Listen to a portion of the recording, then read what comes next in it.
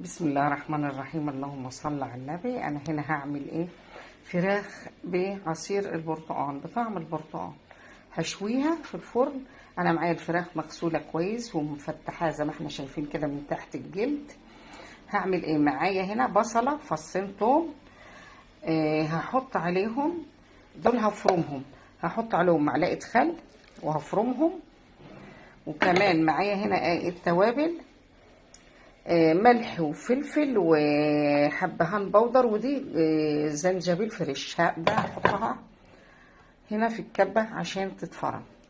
يبقى هقول تاني، معايا حطيت هنا معلقة خل، زنجبيل فريش، فصين توم، بصلايه، هفرمهم مع بعض. وهحط طبعا الملح والفلفل والحبهان المطحون. معايا بقى هنا عصير برتقال وجزء من البرتقانه، نص البرتقانه اللي انا عصرتها كده هاخده. بيبقى جميل جدا جدا لما بتتبل وبتسوي مع الفراخ، بيبقى طعمه روعه وبيدي ريحه جميله قوي. ده عصير البرتقال.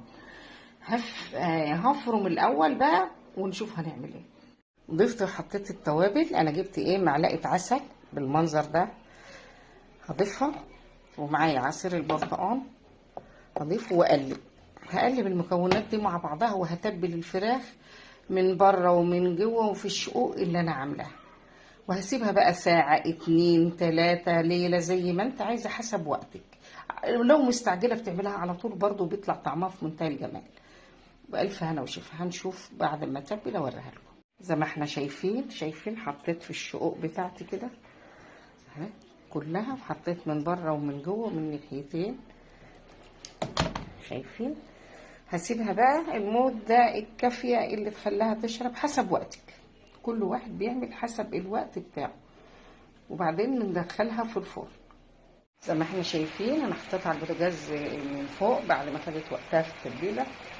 بقفل المسام على نار عاليه، وبعدين هحطها في الفرن. طبعا بشوحها على الناحيتين زي ما احنا عارفين على نار عاليه، وبعدين هدخلها الفرن. على ما الفرن بيسخن بيكون انا عملت العمليه دي، ونشوف النتيجه بعد كده. بسم الله ما شاء الله على الريحه والطعم والجمال. حاجه كده بألف هنا وشفا. جربوه. ما شاء الله على الريحه والطعم، حاجه كده في منتهى الجمال. جربوها وقولوا لي ايه رايكم.